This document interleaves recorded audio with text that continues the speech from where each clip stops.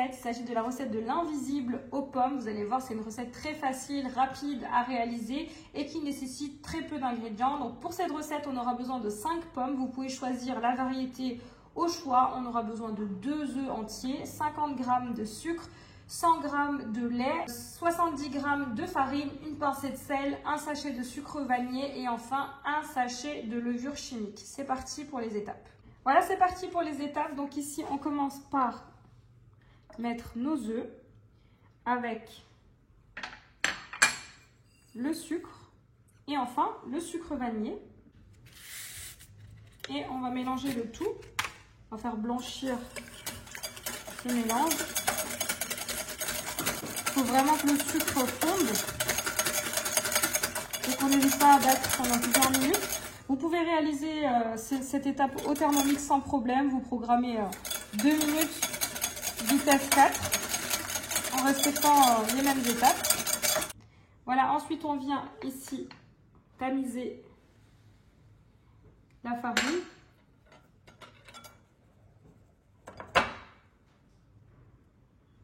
On vient également rajouter la levure chimique qu'on va également tamiser. Donc ici j'ai un sachet de 16 g.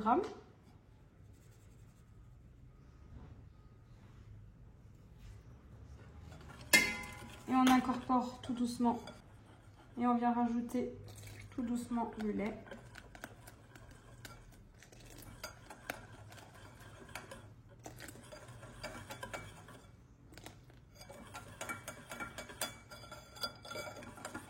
Voilà, notre appareil à gâteau est fin prêt.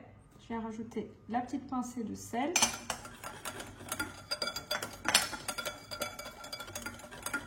Et on passe à l'étape suivante. Voilà, ici pour la suite, je vais commencer par peler mes pommes et ensuite on va les trancher à l'aide d'une mandoline. Donc moi j'utilise la mandoline compacte de chez Guy de Marle. Donc l'idée dans ce gâteau invisible à la pomme, c'est que les pommes soient coupées vraiment de manière très très fine.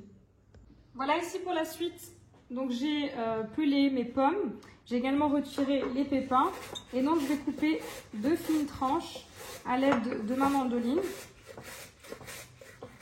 Alors on essaye d'accélérer cette étape pour éviter que nos pommes ne s'oxydent. Comme vous savez, la pomme ça s'oxyde très rapidement, ça noircit.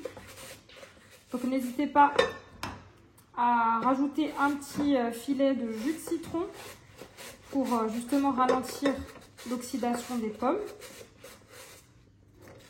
Vous voyez, on a vraiment de très belles tranches toutes fines de pommes. Et une fois qu'on aura terminé donc de couper nos pommes, on va les mélanger avec notre appareil à gâteau. Et vous verrez, hein, cet invisible aux pommes, c'est vraiment très très bon. Ce qu'il a de particulier, ce gâteau, c'est que l'appareil se transforme en espèce de crème et c'est vraiment très agréable en bouche. Voilà, ici j'ai coupé l'ensemble des pommes. Donc je viens mettre un petit filet de jus de citron, comme dit, pour ralentir l'oxydation. Je mélange délicatement pour éviter de casser mes tranches de pommes. Et à présent, donc je viens rajouter mon appareil au-dessus des pommes. On va venir mélanger à nouveau délicatement et ensuite on va verser le tout dans un moule et il ne nous restera plus qu'à enfourner. Voilà, je mélange délicatement pour éviter donc de casser les tranches de pommes.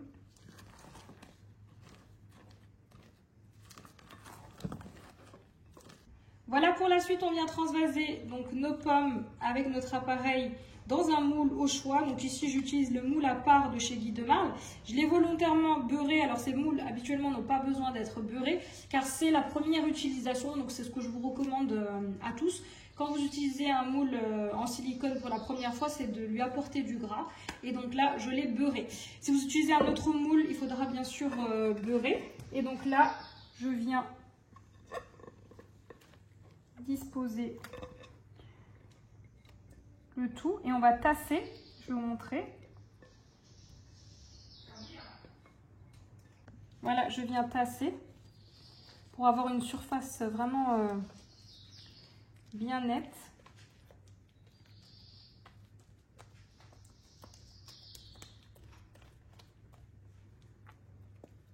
Et ensuite, on enfourne dans un four préchauffé à 180 degrés pendant 40 minutes.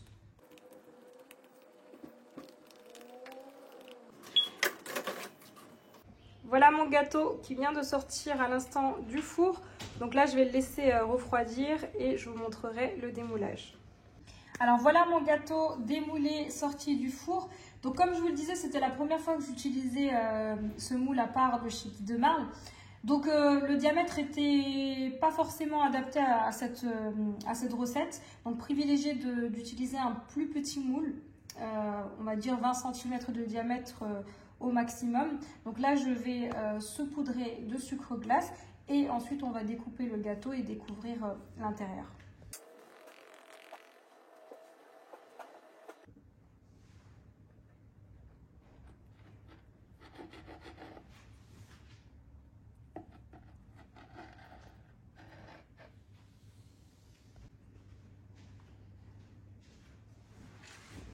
Alors, je n'ai même pas eu le temps de vous filmer une petite conclusion que des parts de gâteau sont déjà parties.